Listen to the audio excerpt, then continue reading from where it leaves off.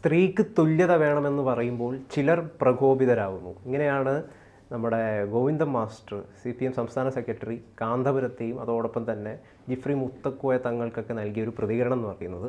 അവരുടെ സ്ത്രീയും പുരുഷനും ഒരുമിച്ച് സമൂഹത്തിലിറങ്ങിയാൽ എന്തോ വലിയ കുഴപ്പമായിരുന്നു എന്നായിരുന്നു അവരുടെ പ്രതികരണം, ഈ മെക്സവൻ വിവാദ വ്യായാമവുമായി ബന്ധപ്പെട്ടിട്ട്.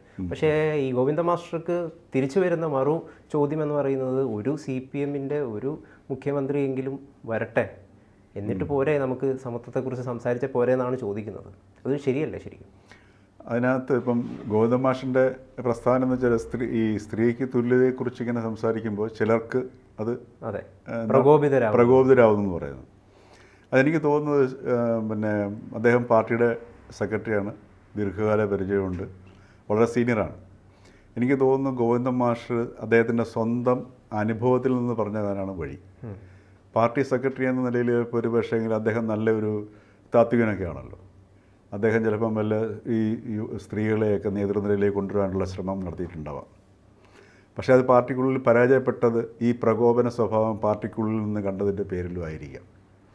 അതല്ലെങ്കിൽ അദ്ദേഹം പാർട്ടി പ്രസിഡൻ്റായതിനു ശേഷം ഈ പറഞ്ഞതുപോലെ നേതൃനിരയിലേക്കും ഒന്നുമില്ലെങ്കിൽ അദ്ദേഹത്തിൻ്റെ ജന്മസ്ഥലമായ സ്ഥലങ്ങളിലെങ്കിലും അവിടുത്തെ ജില്ലാ കമ്മിറ്റിയിലെങ്കിലും ഒരു സ്ത്രീയൊക്കെ വരേണ്ടതാണ്.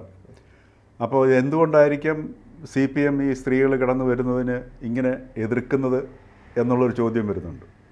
ഒരു പക്ഷേ അതിനകത്തും എല്ലാ പ്രസ്ഥാനങ്ങളിലും വളരെ നല്ല മനുഷ്യരും ഉണ്ടാവും, ഇടത്തര നല്ല സ്വഭാവമുള്ള ആൾക്കാരും ഉണ്ടാവും, വളരെ മോശപ്പെട്ട സ്വഭാവമുള്ള ആൾക്കാരും ഉണ്ടാവും. ഇതിലേത് വിഭാഗമാണ് മേൽക്കൈ നേടുന്നതെന്നുള്ളതനുസരിച്ചിരിക്കും ഓരോ പ്രസ്ഥാനത്തിൻ്റെയും പ്രത്യേകത എന്ന് പറയുന്നത്.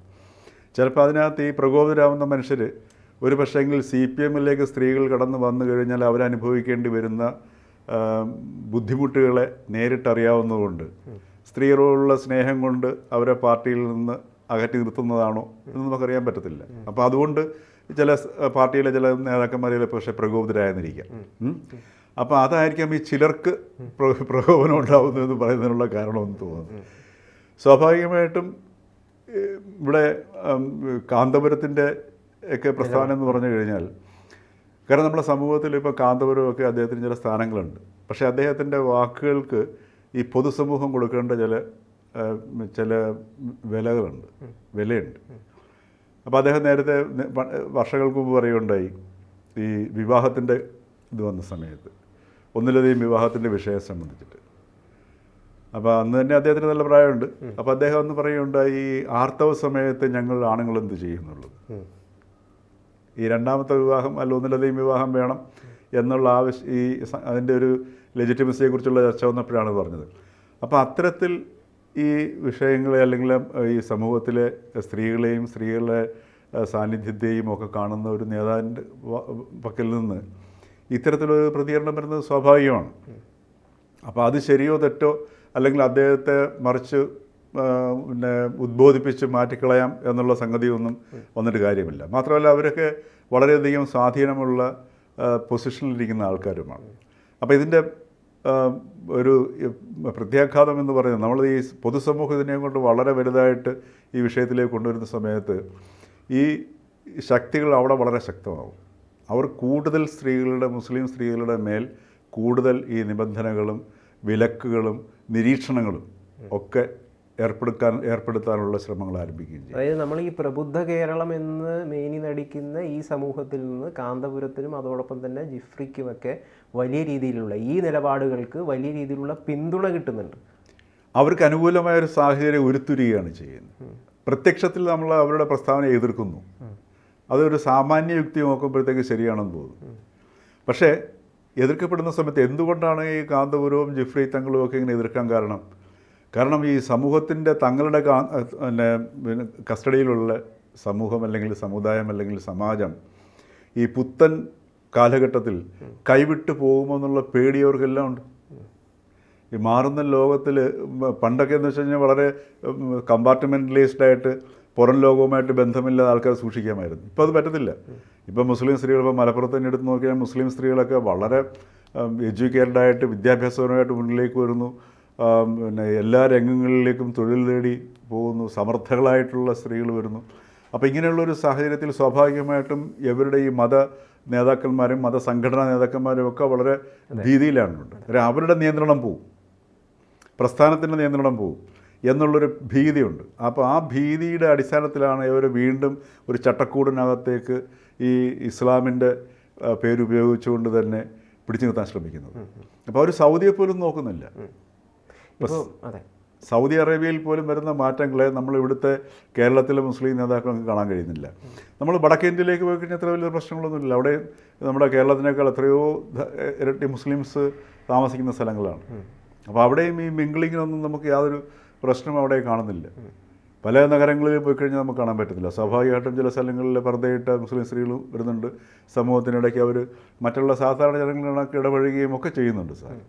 അപ്പോൾ കേരളത്തിൽ അപ്പോൾ ഈ ഒരു സംഘടിതമായ ആ ഒരു അല്ലെങ്കിൽ അവരുടെ ആ സംഘടന പിന്നെ ആ ഗ്രിപ്പിന് പിടിക്ക് ആ സ്വാധീനം നഷ്ടപ്പെടുമോ എന്നുള്ള നേതൃത്വത്തിൻ്റെ ഭയമാണ് അവരെ കൊണ്ടൊക്കെ ഇങ്ങനെ ചിന്തിക്കുന്നത്. ഈ കാന്തപുരം തന്നെ പറഞ്ഞത് ഇത്തരം വ്യായാമങ്ങൾ വരുന്നത് യഥാർത്ഥത്തിൽ മതവിരുദ്ധരെ ഒരുപാട് നിർമ്മിക്കുന്നു എന്നാണ്.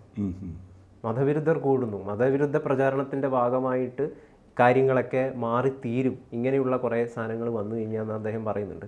ഇപ്പോൾ ഈ ശിവഗിരിയിലെ മഠാധിപതി സ്വാമി സച്ചിദാനന്ദ ഒരു ആഹ്വാനം നടത്തിയിട്ടുണ്ടായിരുന്നു. അമ്പലത്തിൽ ഷർട്ടിട്ട് കയറുന്നതിൽ എന്താണ് പ്രയാസം എന്ന് പറഞ്ഞിട്ട് വലിയ ചർച്ചകളൊക്കെ അത് വഴി വെച്ചു. ഇപ്പോൾ നമുക്ക് കിട്ടുന്നൊരു സന്തോഷകരമായിട്ടുള്ളൊരു വാർത്ത എന്താണെന്ന് വെച്ചാൽ കേരളത്തിലെ ഒരു ക്ഷേത്രം ആ ഒരു നിലപാടനുസരിച്ചിട്ടുള്ള കാര്യങ്ങൾ നടപ്പിക്കാൻ തുടങ്ങി എന്നുള്ളതാണ്. അതായത് ഷർട്ട് ഇട്ടിട്ടും കയറാം എന്ന് പറഞ്ഞിട്ടൊരു ഏറ്റവും ഒടുവിലൊരു വാർത്ത വരുന്നുണ്ട്. അപ്പോൾ ഹിന്ദു സമൂഹത്തിനിടയിൽ പല തരത്തിലുള്ള നവോത്ഥാനവും അല്ലെങ്കിൽ പുതിയ രീതിയിലുള്ള മാറ്റങ്ങളും പെട്ടെന്ന് തന്നെ സ്വീകരിക്കാനുള്ളൊരു മാനസികാവസ്ഥ നിലനിൽക്കെ ചില കമ്മ്യൂണിറ്റികൾക്കിടയിൽ അത് പെട്ടെന്ന് തന്നെ വരാനുള്ള പ്രയാസം നേരിടുന്നുണ്ട്. അതിന് യഥാർത്ഥത്തിൽ ഇവിടെയുള്ള രാഷ്ട്രീയ കക്ഷികൾക്കും വലിയൊരു പ്രാധാന്യമില്ല. കാരണം അവർ ഇതിനൊരു വലിയ പ്രാധാന്യം നൽകുന്നില്ല. ഹിന്ദു നന്നായാൽ മതി, മുസ്ലിം അങ്ങനെ തന്നെ നിന്നോട്ടെ, കുഴപ്പമൊന്നുമില്ല. അപ്പോൾ അതൊക്കെ നമ്മുടെ ഒരു ധാരണയിലുണ്ടാകുന്ന പ്രശ്നമാണ് നിൽക്കുന്നത്. ഉദാഹരണത്തിന് ഇപ്പോൾ ഷർട്ട് ഊരിയിട്ട് കയറിയാൽ ഊരാതെ കയറിയതുണ്ട്. അതാ പോകുന്ന വ്യക്തിയെ ആശ്രയിച്ചിരിക്കുന്നുണ്ട്. ഇപ്പോൾ ഷർട്ട് ഊരുന്നതും ഷർട്ട് ഇട്ടുകൊണ്ട് കയറുന്നതൊക്കെ ബാഹ്യമായ ചില സംഗതികളാണ് സാധനം. ഇവിടെ ഒരു ആന്തരികമായ പ്രക്രിയ നടക്കുന്നില്ല. ആന്തരികമായ നവീകരണമാണ് ഈ ക്ഷേത്രങ്ങൾ കൊണ്ട് ഉദ്ദേശിക്കുന്നത്.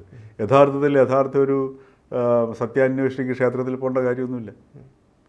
വളരെ പ്രാഥമികമായ സ്റ്റേജിൽ ഒരാൾക്ക് ആന്തരികമായ വളർച്ച നേടണം എന്നുണ്ടെങ്കിൽ ഉള്ള ഒരു സങ്കേതമാണ് ക്ഷേത്രം എന്ന് പറയുന്നത്.